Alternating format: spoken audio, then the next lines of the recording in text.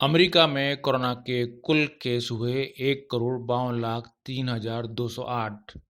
America में corona से 24 घंटे में रिकॉर्ड 3,390 लोगों की मौत। अमेरिका में कोरोना से मौत का आंकड़ा हुआ 2,87,384। ब्रिटेन के बाद अब अमेरिका में फाइजर वैक्सीन को दी गई आपात मंजूरी। पिछले 24 घंटे में आए दुनिया में सबसे अधिक 6,92,116 कोरोना के केस। अमेरिका में कोरोना की पहली वैक्सीन आते ही अब उसका क्रेडिट लेने की होड़ भी मच गई है। अमेरिका के प्रेसिडेंट डोनाल्ड ट्रंप और प्रेसिडेंट इलेक्ट जो बाइडेन ने इस वैक्सीन को अप्रूवल मिल जाने को बड़ी उपलब्धि बताया है, लेकिन अमेरिकी राष्ट्रपति डोनाल्ड ट्रंप ने बाइडेन को इसको लेकर आड़े हाथों लिया है।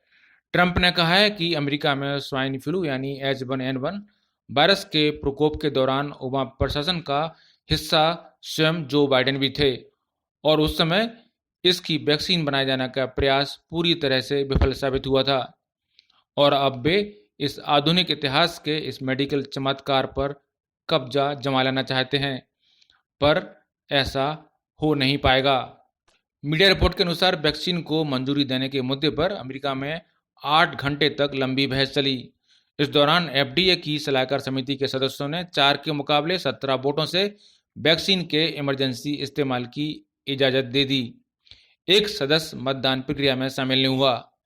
हालांकि फाइजर के वैक्सीन को अभी मिली इजाज़त अंतरिम ही है। कंपनी को अमेरिका में वैक्सीन को नियमित रूप से बेचने के लिए एक बार और आवेदन करना होगा। आपको बता दें कि अमेरिका में फाइजर के वैक्सीन की इमरजेंसी इस्तेमाल की इजाज़त तब मिली है जब यहाँ पिछले 24 घंटे में करीब 3,500 लोगों की कोरोना से मौत हुई। ये आंकड़ा दुनिया भर में सबसे ज़्यादा है। इससे पहले किसी एक देश में 24 घंटे में कोरोना से इतनी अधिक जानें नहीं गई थीं। फाइजर के वैक्सीन को इस्तेमाल की इजाज़त मिलने के बाद अमेरिका के नवनिर्वाचित राष्ट्रपति जो बाइडेन ने कहा है कि ये घटनाक्रम अंधेरे वक्त में एक रोशनी की तरह है। हम वैज्ञानिकों, रिसर्चरों के आभारी हैं। अमेरिका के सामने अब वैक्सीन के निर्माण और इसके वितरण की चुनौती है। वहीं अमेरिका के राष्ट्रपति डोनाल्ड ट्रंप ने कहा है कि वे 24 घंटे के अंदर ही वैक्सीनेशन की प्रक्रिया शुरू कर देंगे। And I'm proud to say that we have made sure that this vaccine will be free for all Americans. Through our partnership with FedEx and UPS, we have already begun shipping the vaccine to every state and zip code in the country. The first vaccine will be administered in less than 24 hours. The governors decide where the vaccines will go in their state and who will get them first. Trump ने कहा कि America के हर नागरिक को ये vaccine free में उपलब्ध कराई जाएगी। साथ ही ट्रंप ने एक बार फिर दोहराया कि जिस चाइना वायरस की शुरुआत चीन से हुई थी, आज हम उसका यहाँ पर अंत कर रहे हैं। And I'm proud to say that we have made sure that this vaccine will be free for all Americans.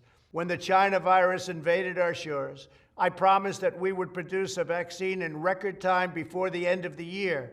They said it couldn't be done, but with today's announcement, we have now achieved that goal. The United States is the first nation in the world to produce a verifiably safe and effective vaccine. Today's achievement is a reminder of America's unlimited potential when we have the will and the courage to pursue ambitious goals. As I've said from the beginning, a vaccine will vanquish the virus and return life back to normal. The pandemic may have begun in China, but we are ending it right here in America. माना जा रहा है कि America ने अपनी vaccine का stock बढ़ाने के लिए मॉडर्ना से 100 मिलियन वैक्सीन डोज खरीदने का भी फैसला किया है। My administration provided a total of $14 billion to accelerate vaccine development and to manufacture all of the top candidates in advance. This included a nearly $2 billion investment in Pfizer to produce 100 million doses of their vaccine, with an option to produce 500 million additional doses. आपको बता दें कि America में corona का प्रकोप कम होने के बजाय बढ़ता ही जा रहा है। WHO द्वारा जारी किए गए आंकड़ों के अनुसार अमेरिका में पिछले 24 घंटे में कोरोना के 2,30,852 केस सामने आए हैं और कुल 3,390 लोगों की मौत हो गई। अमेरिका में कुल कोरोना के केस अब बढ़कर 1,52,03,208 हो चुके हैं। कोरोना के बिगड़ते हालत से चिंतित अमेरिका ने अब फाइजर वैक्सीन के इमरजेंसी इस्तेमाल को मंजूरी दे दी है।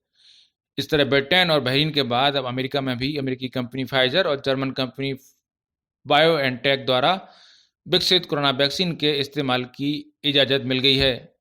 शुक्रवार को अमेरिकी सरकार की एक सलाहकार समिति ने फाइजर के वैक्सीन की इमरजेंसी इस्तेमाल इजाज़त की अनुमति दे दी। खुद फाइजर कंपनी ने भी ये जानकारी ट्वीट करके दी है। कंपनी ने लिखा है कि वैक्सीन को एफडीए ने सिर्फ कोरोना की रोकथाम के लिए आपात मंजूरी दी है। ये कोई अप्रूवल या लाइसेंस नहीं है। ये आपात मंजूरी भी सिर्फ 16 और उससे अधिक उम्र के लोगों के टीके के लिए दी गई है। ब्यूरो रिपोर्ट, पत्रिका टीवी।